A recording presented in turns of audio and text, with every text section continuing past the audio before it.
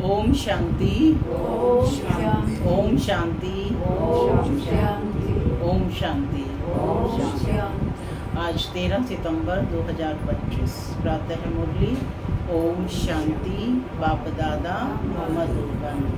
आज मीठी मधुर मुरली में बाबा ने हम बच्चों को सावधानी दी है कि समय के महत्व को समझो, समय को व्यर्थ ना गवाओ, झरमुई झगमुई में अपना समय वेस्ट ना करो।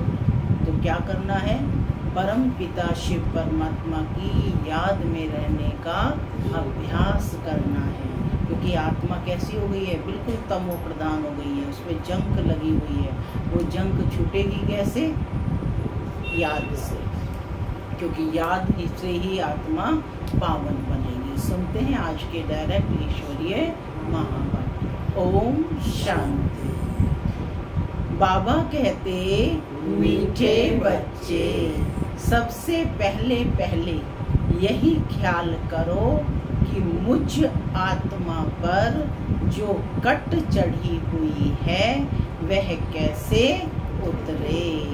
सुई पर जब तक कट यानी जंक होगी तब तक चुंबक खींच नहीं सकता। आज की मुरली से प्रश्न है, पुरुषोत्तम संगम युग पर तुम्हें पुरुषोत्तम बनने के लिए कौन सा पुरुषार्थ करना है? पुरुषोत्तम संगम युग पर तुम्हें पुरुषोत्तम बनने के लिए कौन सा पुरुषार्थ करना है? उत्तर है, बाबा कहते कर्मातीत बनने का। कोई भी कर्म संबंधों की तरफ बुद्धि ना जाए, अर्थात कर्म बंधन अपनी तरफ ना खींचे। सारा कनेक्शन एक बाप से रहे, कोई से भी दिल लगी हुई ना हो। ऐसा पुरुषार्थ करो, झरमुई झगमुई में अपना टाइम वेस्ट मत करो, याद में रहने का अभ्यास करो। गीत चला। जाग सजनिया जाग, नवयुग आया कि आया। ओम शांति। माना मैं शांत स्वरूप आत्मा हूँ, शांति मेरा स्वधर्म है। बाबा कहते, मीठे बच्चे अब घर वापस जाना है। ओम शांति। रूहानी बच्चों यानी आत्माओं ने शरीर द्वारा ये गीत सुना। कौन सा गीत सुना? जाग सजनिया जाग, सतयुग आया कि। क्योंकि बाप अभी बच्चों को आत्म अभिमानी बना रहे हैं। तुमको आत्मा का भी ज्ञान मिलता है। दुनिया में एक भी मनुष्य नहीं जिसको आत्मा का सही ज्ञान हो। तो फिर परमात्मा का ज्ञान कैसे हो सकता है? जब आत्मा का ही नहीं तो परमात्मा का कैसे हो सकता है? यह बाप ही बैठ समझाते हैं। समझाना शरीर के साथ ही है। शरीर बगैर तो आत्मा कुछ कर नहीं सकती। आत्मा जानती है हम कहाँ के निवासी हैं, किसके बच्चे हैं। अभी तुम यथार्थ रीति जानते हो। सब एक्टर्स पार्टधारी हैं। भिन्न भिन्न धर्म की आत्माएं कब आती हैं यह भी तुम्हारी बुद्धि में है। बाप डिटेल नहीं समझाते, मुट्ठा यानी होलसेल समझाते हैं। होलसेल अर्थात एक सेकंड में ऐसी समझानी देते हैं जो सतयुग आदि से लेकर अंत तक मालूम पड़ जाता है कि कैसे हमारा पार्ट नुंधा हुआ है। अभी तुम जानते हो बाप कौन है, उनका इस ड्रामा के अंदर क्या पार्ट है यह भी जानते हैं। ऊंचते ऊंच बाप है, सर्व का सदगति दाता, दुख हरता सुख करता है।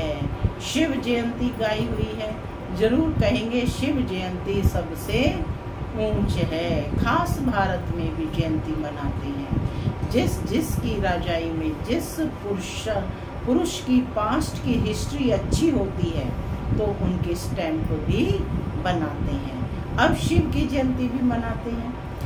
समझाना चाहिए सबसे ऊंच जयंती किसकी हुई? शिव बाबा की। किसकी स्टैम्प बनानी चाहिए? कोई साधु संत अथवा सिखों का, मुसलमानों का व अंग्रेजों का कोई फिलोसफर अच्छा होगा तो उनके स्टैंप बनाते रहते हैं, जैसे राणा प्रताप आदि की भी बनाते हैं। अब वास्तव में तो स्टैंप होनी चाहिए एक बाप की, जो सबका सद्गति दाता है।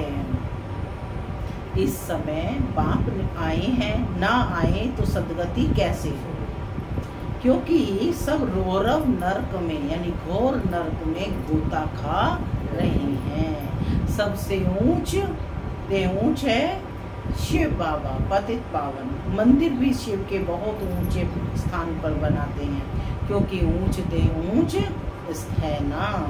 बाप ही आकर भारत को स्वर्ग का मालिक बनाते हैं। जब वह आते हैं तब सद्गति करते हैं, तो उस बाप की ही याद रहनी चाहिए। स्टैंप भी शिव बाबा की कैसे बनाएं? भक्ति मार्ग में तो शिवलिंग बनाते हैं, वही ऊंचते ऊंच आत्मा ठहरे। ऊंचते ऊंच मंदिर भी शिव का ही मानेंगे। सोमनाथ शिव का मंदिर है ना। भारतवासी तमो प्रधान होने के कारण यह भी नहीं जानते कि शिव कौन है। जिसकी पूजा करते हैं उसका ऑक्यूपेशन तो जानते नहीं। राणा प्रताप ने भी लड़ाई की, वह तो हिंसा हो गई। इस समय तो सब हैं डबल अहिंसक।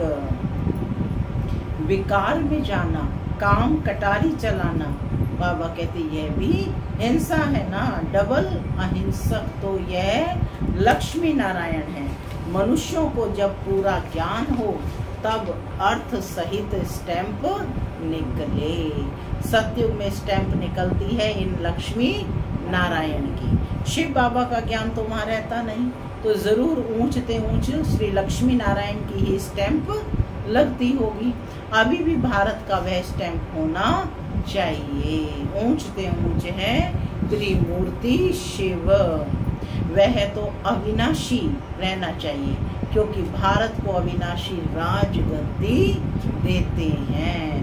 परम पिता परमात्मा ही भारत को स्वर्ग बनाते हैं। तुम्हारे में भी बहुत हैं जो ये भूल जाते हैं कि बाबा हमको स्वर्ग का मालिक बनाते हैं। यह माया भुला देती है। बाप को न जानने के कारण भारतवासी कितनी भूलें करते आए हैं। शिव बाबा क्या करते हैं यह भी किसी को भी पता नहीं है। शिव जयंती का भी अर्थ नहीं समझते।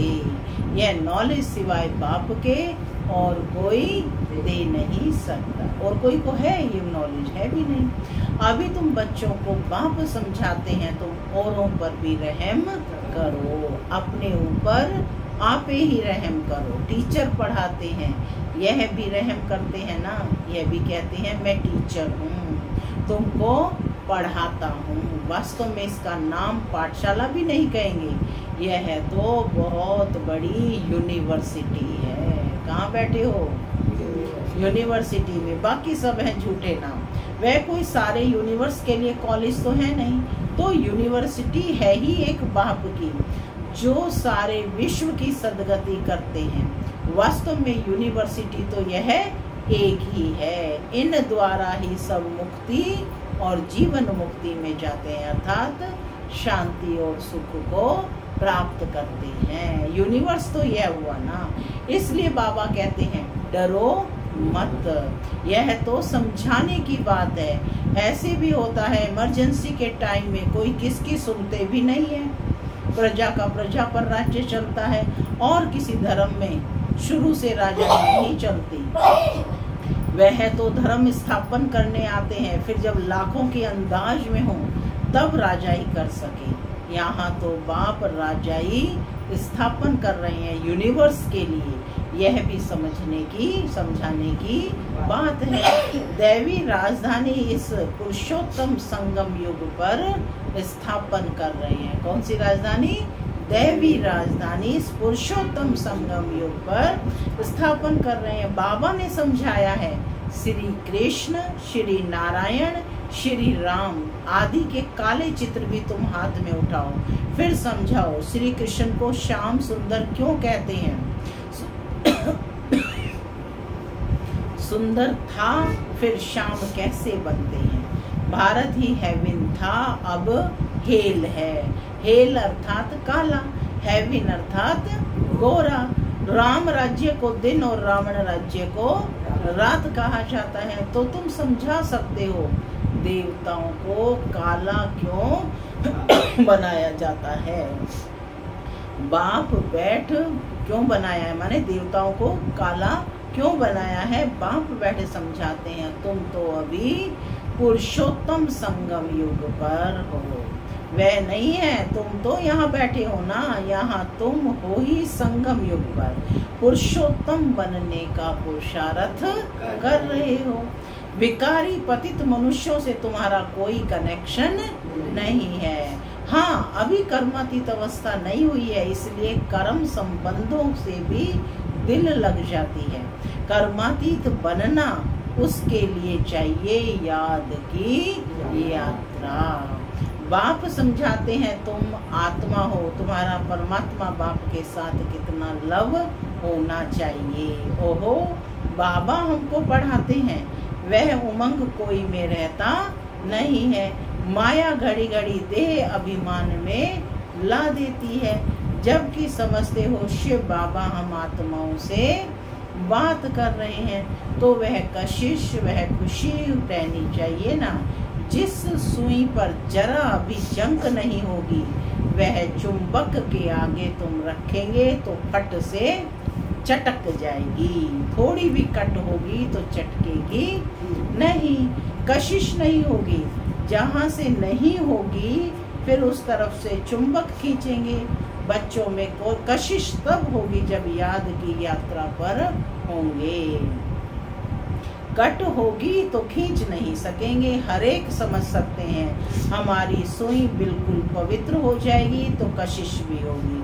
कशिश नहीं होती है क्योंकि कट चढ़ी हुई है। तुम बहुत याद में रहते हो तो विकर्म भस्म होते हैं। अच्छा, फिर अगर कोई पाप करते हैं तो वह 100 गुना दंड हो जाता है, कट चढ़ जाती है, याद नहीं कर सकते।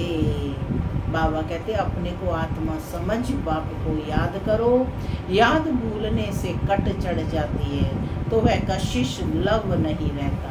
कट उतरी हुई होगी तो लव होगा, खुशी भी रहेगी, चेहरा खुशनुमा रहेगा। तुमको भविष्य में ऐसा बनना है। सर्विस नहीं करते तो पुरानी सड़ी हुई बातें करते रहते हैं। बाप से बुद्धि योगी उड़ा देते हैं। जो कुछ चमकती वह भी गुम हो जाती है। बाप से जरा भी लव नहीं रहता। लव उनका रहेगा जो अच्छी रीति बाप को याद करते होंगे। बाप को भी उनसे कशिश होगी। यह बच्चा सर्विस भी अच्छी करता और योग में भी रहता तो बाप का प्यार उन पर रहता है। अपने ऊपर ध्यान रखते हैं, हमसे कोई पाप तो नहीं हुआ। अगर याद नहीं करेंगे तो कट कैसे उतरेगी। बाप कहते हैं चार्ट रखो तो कट उतर जाएगी। तमो प्रधान से सतो प्रधान बनना है तो कट उतरनी चाहिए। उतरती भी है फिर चढ़ती भी है। 100 गुना दंड पड़ जाता है। बाप को याद नहीं करते हैं तो कुछ ना कुछ पाप कर लेते हैं। बाप कहते हैं कट उतरने बगैर तुम मेरे पास आ नहीं सकेंगे, नहीं तो फिर सजा खानी पड़ेगी। मोचरा भी मिलता है, पद भी भ्रष्ट हो जाता है, बाकी बाप से क्या वर्षा मिला। ऐसा कर्म नहीं करना चाहिए जो और ही कट चढ़ जाए। पहले तो अपनी कट उतारने का ख्याल करो।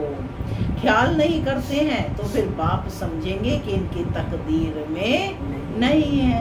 माने तकदीर में नहीं है तो तदबीर भी नहीं करते, अर्थात पुरुषार्थ भी नहीं करते हैं। क्वालिफिकेशन चाहिए, अच्छे कैरेक्टर्स चाहिए। लक्ष्मी नारायण के कैरेक्टर्स तो बाबा कहते कि गाए हुए हैं। इस समय के मनुष्य उन्हों के आगे अपना कैरेक्टर वर्णन करते हैं। शिव बाबा को जानते ही नहीं, सदगति करने वाला तो वही है। सन्यासियों के पास जाते हैं परंतु सर्व का सदगति दाता है ही एक। बाप ही स्वर्ग की स्थापना करते हैं, फिर तो नीचे ही उतरना है। बाप के सिवाय कोई पावन बना ना सके। मनुष्य खड्डे के अंदर जाकर बैठते हैं, इससे तो गंगा में जाकर बैठे तो साफ हो जाएं, क्योंकि पतित पावनी गंगा कहते हैं ना। मनुष्य शांति चाहते हैं तो वह जब घर जाएंगे तब पाठ पूरा होगा। हम आत्माओं का घर है ही निर्वाण धाम, यहाँ शांति कहाँ से आई। तपस्या करते हैं, वह भी कर्म करते हैं ना, करके शांत में बैठ जाएंगे। शिव बाबा को तो जानते ही नहीं, वह सब है भक्ति मार्ग। पुरुषोत्तम संगम युग एक ही है, जबकि बाप आते हैं आत्मा स्वच्छ बन मुक्ति जीवन मुक्ति में चली जाती है। जो मेहनत करेंगे बाबा कहते वह राज्य करेंगे, बाकी जो मेहनत नहीं करेंगे वह सजाएं खाएंगे। शुरू में साक्षात्कार कराया था सजाओं का, फिर पिछाड़ी में भी साक्षात्कार होगा। देखेंगे हम श्रीमत पढ़ना चलें तब यह हाल हुआ है। बच्चों को कल्याणकारी बनना है, बाप और रचना का परिचय देना है। जैसे सुई को मिट्टी के तेल में डालने से कट उतर जाती है, वैसे बाप की याद में रहने से भी कट उतरती है। नहीं तो वह कशिश है, वह लव बाप में नहीं रहता है, लव सारा चला जाता है मित्र संबंधियों आदि में। मित्र संबंधियों के पास जाकर रहते हैं, कहाँ वह जंक खाया हुआ संग और कहाँ यह संग। जंक खाई हुई चीज के संग में उनको भी कट चढ़ जाएगी।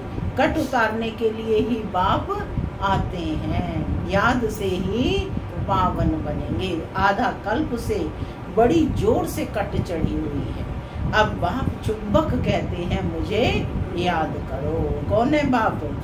चुंबक। बुद्धि का योग जितना मेरे साथ होगा उतनी कट उतरेगी। नई दुनिया तो बननी ही है। सतयुग में पहले बहुत छोटा सा झाड़ होता है देवी देवताओं का, फिर वृद्धि को पाते हैं।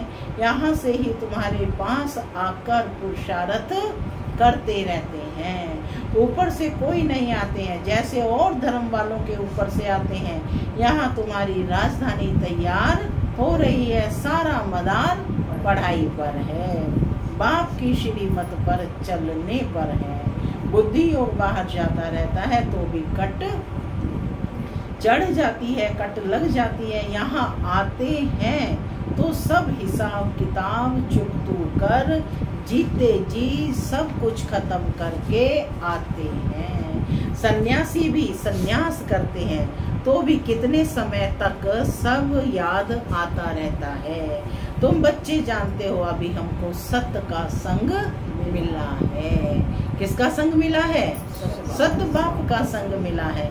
हम अपने बाप की ही याद में रहते हैं। मित्र संबंधी आदि को जानते तो है ना, ग्रस्त व्यवहार में रहते, कर्म करते, बाप को याद करते हैं। पवित्र बनना है, औरों को भी सिखाना है, फिर तकदीर में होगा तो चल पड़ेंगे। ब्राह्मण कुल का ही नहीं होगा तो देवता कुल में कैसे आएगा।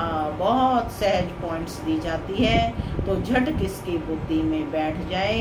विनाश काले विपरीत बुद्धि वाला चित्र भी क्लियर है। अब सॉवरेंटी तो है नहीं, दैवी सॉवरेंटी थी जिसको स्वर्ग कहा जाता था। अभी तो पंचायती राज्य है, समझाने में कोई हर्जा नहीं है। परंतु कट निकली हुई हो तो कोई को तीर लगे। पहले कट निकालने की कोशिश करनी चाहिए। और कट कैसे निकलेगी? बाप की याद से। परंतु कट निकली हुई हो तो कोई को तीर लगे, पहले कट निकालने की कोशिश करनी चाहिए। अपना कैरेक्टर देखना है। रात दिन हम क्या करते हैं स्वयं की जांच करनी है। किचन में भी भोजन बनाते, रोटी पकाते, जितना हो सके याद में रहो। घूमने जाते हो तो भी याद में रहो। बाप सब की अवस्था को जानते हैं ना। झरमुई झगमुई करते हैं तो फिर कट और ही चढ़ जाती है। पर चिंतन की कोई बात नहीं सुनो। क्या कहा बाबा ने? नहीं सुनो। अच्छा, मीठे मीठे सिक्के लदे बच्चों प्रति माता पिता बाप दादा का प्यार प्यार और गुड मॉर्निंग रूहानी बाप की रूहानी बच्चों को नमस्ते। हम रूहानी बच्चों की रूहानी बाप दादा को याद प्यार गुड मॉर्निंग और नमस्ते नमस्ते। सदा रहो हंसते बनो फरिश्ते चलो। धारणा के लिए मुख्य सार। पहला, जैसे बाप टीचर रूप में पढ़ाकर सब पर रहम करते हैं, ऐसे अपने आप पर और औरों पर भी रहम करना है। पढ़ाई और श्रीमत पर पूरा ध्यान देना है, अपने कैरेक्टर सुधारने हैं। दूसरा पॉइंट है, आपस में कोई पुरानी सड़ी हुई पर चिंतन की बातें करके बाप से बुद्धि योग नहीं तोड़ाना है। बहुत महत्वपूर्ण बात है। कोई भी पाप कर्म नहीं करना है, याद में रहकर जंग उतारनी है।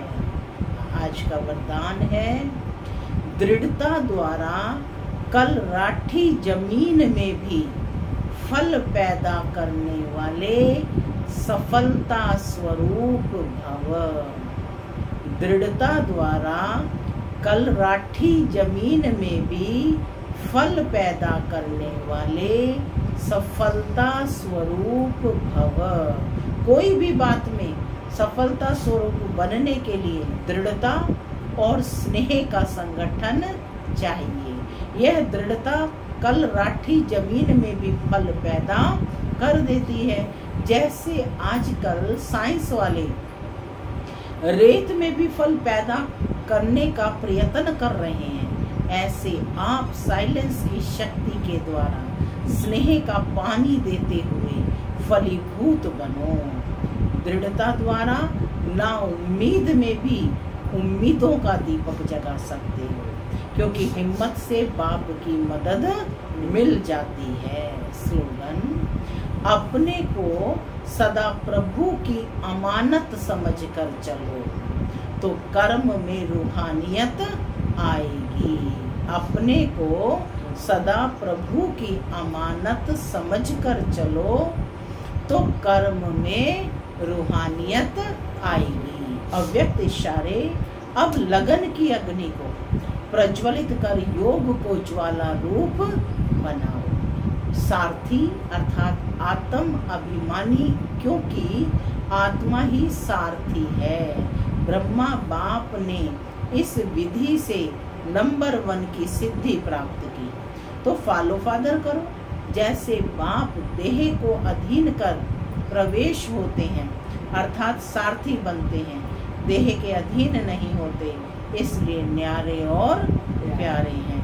ऐसे ही आप सभी ब्राह्मण आत्माएं भी आप बाप समान सारथी की स्थिति में रहो। सारथी स्वतः ही साक्षी हो, कुछ भी करेंगे, देखेंगे, सुनेंगे और सब कुछ करते भी माया की लेप छेप से निर्लेप रहेंगे। ओम शांति।